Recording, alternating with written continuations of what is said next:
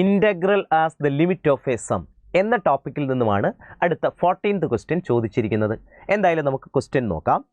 നോക്കി, നമുക്ക് കണ്ടുപിടിക്കേണ്ടത് ആ തന്നിരിക്കുന്ന എക്സ്പ്രഷൻ്റെ വാല്യൂ ആണ്. ആ എക്സ്പ്രഷൻ കാണുമ്പോൾ നമുക്ക് ഓർമ്മ വരേണ്ട റിസൾട്ട് എന്ന് പറഞ്ഞാൽ എന്താ? ദാ ഇങ്ങനെ ഒരു കാര്യം നമ്മൾ ഇൻ്റഗ്രലിൽ പഠിച്ചിട്ടുണ്ട്. ലിമിറ്റ് എക്സ്റ്റെൻസ് ടു ഇൻഫിനിറ്റി അല്ലേ 1/n into sigma k is equal to 1 to n f of k/n അല്ലേ. ഇങ്ങനെ വന്നാൽ ഇതിനെ നമുക്ക് integral 0 to 1 f of x into dx എന്ന് എഴുതാനായിട്ട് പറ്റും. അപ്പോൾ എന്തായാലും നമുക്ക് തന്നിരിക്കുന്ന എക്സ്പ്രഷൻ ഏതാണ്ട് ഞാൻ എഴുതിയിരിക്കുന്ന ആ ലെഫ്റ്റ് സൈഡ് പോലെയൊക്കെയാണ്. പക്ഷേ കൃത്യമായിട്ട് ആ ലെഫ്റ്റ് സൈഡിൻ്റെ രൂപത്തിലാകണം. അങ്ങനെ ആകണമെങ്കിൽ എനിക്ക് അവിടെ ഒരു 1/n വരുത്തണം.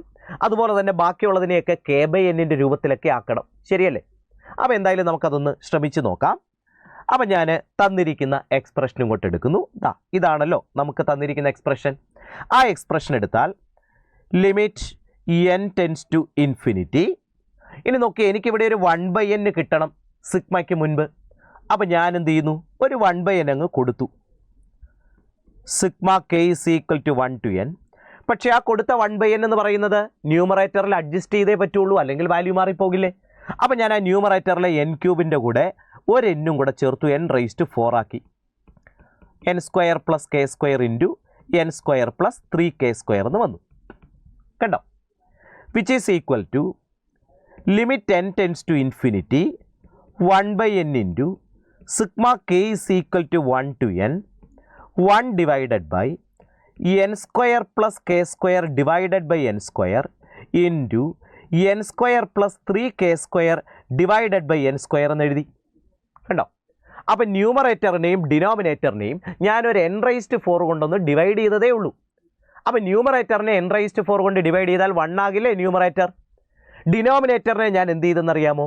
n⁴ കൊണ്ടല്ലേ ഡിവൈഡ് ചെയ്യേണ്ടത്. അതിൽ n² എടുത്ത് ആദ്യത്തെ ആ ഫാക്ടറിന് താഴെ കൊടുത്തു, ബാക്കിയുള്ള n² എടുത്ത് രണ്ടാമത്തെ ഫാക്ടറിൻ്റെ ഡിനോമിനേറ്ററിൽ എഴുതി വെച്ചു. ക്ലിയർ ആണല്ലോ അല്ലേ? യെസ്. അങ്ങനെയാണെങ്കിൽ ഇതിനെ എനിക്ക് limit n tends to infinity 1/n into sigma k is equal to 1 to n 1 divided by, ഇനി ആ ഡിനോമിനേറ്ററിലേക്ക് നോക്കി, ഞാൻ ആ n² ന്യൂമറേറ്ററിലെ ഓരോ ടേമിനായിട്ട് സ്പ്ലിറ്റ് ചെയ്ത് കൊടുത്താൽ അതെന്തായിട്ട് മാറും? 1 + k² n², അതായത് k/n ഹോൾ² എന്ന് എഴുതാം. അതുപോലെ അടുത്ത കേസിലും എനിക്ക് എങ്ങനെ എഴുതാം? 1 + 3 ഇൻറ്റു k² n², അതായത് k/n². ശരിയല്ലേ? ഇപ്പോൾ ഇത് ഞാൻ അവിടെ ആദ്യം എഴുതി വെച്ച LHS പോലെ ആയിട്ടുണ്ട്. ഒരു 1/n ഒക്കെ സിഗ്മയ്ക്ക് മുൻപിൽ വന്നിട്ടുണ്ട്. മാത്രമല്ല സിഗ്മയ്ക്കുള്ളിലുള്ള എല്ലാ കാര്യങ്ങളെയും ഞാൻ k/n രൂപത്തിലേക്ക് മാറ്റി വെച്ചിട്ടുമുണ്ട്. ശരിയല്ലേ? യെസ്. അപ്പം അങ്ങനെയാണെങ്കിൽ ഇതിനെ എനിക്ക് എങ്ങനെ എഴുതാമെന്നാണ് പറഞ്ഞത്? Integral 0 to 1 f of x dx. ഇവിടെ നോക്കി, f of x എന്ന് പറഞ്ഞാൽ എന്താ? സിഗ്മയ്ക്കുള്ളിൽ k/n ഒക്കെ മാറ്റി x ആക്കിയാൽ മതി. അതാണ് f of x. അപ്പോൾ സിഗ്മയ്ക്കുള്ളിലെ k/n ഒക്കെ മാറ്റി x ആക്കിയാൽ 1 + x² വരും. അതുപോലെ തന്നെ 1 + 3x² വരും ഇൻറ്റു dx അല്ലേ. ഈ ഇൻ്റഗ്രൽ കാൽക്കുലേറ്റ് ചെയ്താൽ അതാണ് എൻ്റെ ആൻസർ ആയിട്ട് വരുന്നത്. ഓക്കെ ആണോ?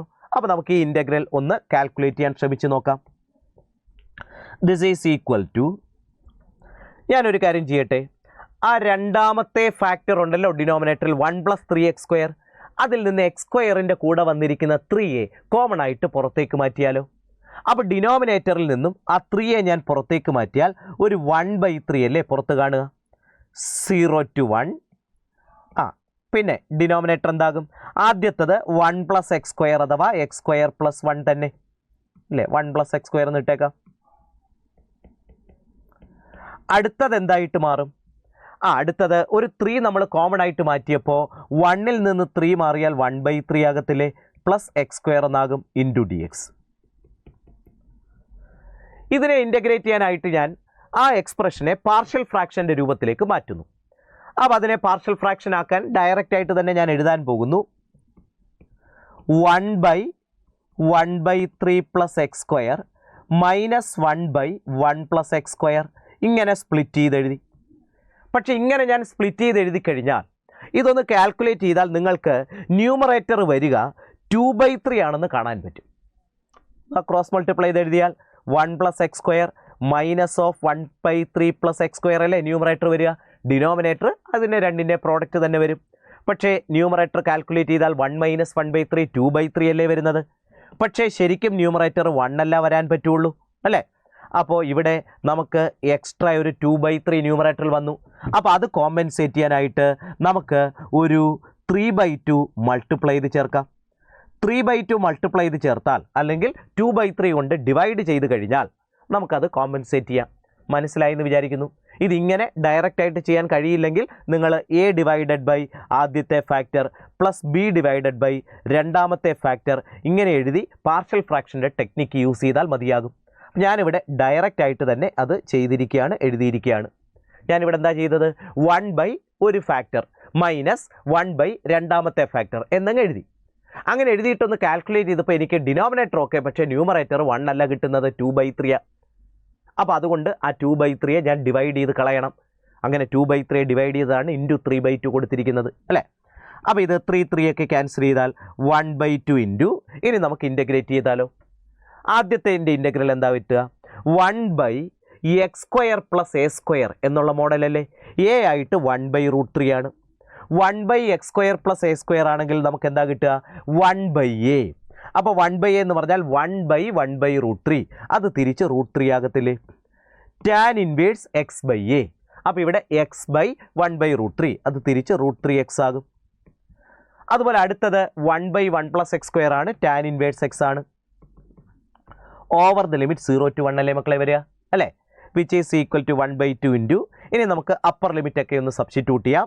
√3 ഇൻറ്റു ടാൻ ഇൻവേഴ്സ് ഓഫ് √3 എന്ന് കിട്ടും. എക്സിന് 1 കൊടുത്താൽ ടാൻ ഇൻവേഴ്സ് √3 എന്ന് പറയുന്നത് π/3 അല്ലേ, മൈനസ് അടുത്ത ടാൻ ഇൻവേഴ്സ് 1 ആകും, അത് π/4 ആണ്, മൈനസ് ഓഫ്, ഇനി നമ്മൾ ലോവർ ലിമിറ്റ് കൊടുത്താൽ രണ്ടിടത്തും ടാൻ ഇൻവേഴ്സ് 0 ആണ്. അപ്പോൾ അത് 0 - 0 എന്നാകത്തേ ഉള്ളൂ.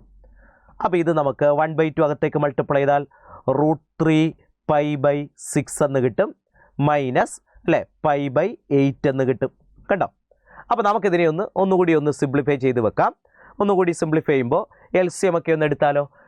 8ഉം 6ഉമാണ് ഡിനോമിനേറ്റേഴ്സ് ആയിട്ട് വരുന്നത്. അങ്ങനെയാണെങ്കിൽ 24 അല്ലേ LCM ആയിട്ട് വരിക. അപ്പോൾ 24 എഴുതി ഡിനോമിനേറ്ററിൽ, ന്യൂമറേറ്റർ എങ്ങനെ വരും അല്ലേ, 4√3 π മൈനസ് ഇവിടെ 3π എന്നല്ലേ കിട്ടുക. വേണമെങ്കിൽ പൈ നമുക്ക് കോമൺ ആയിട്ട് മാറ്റാം.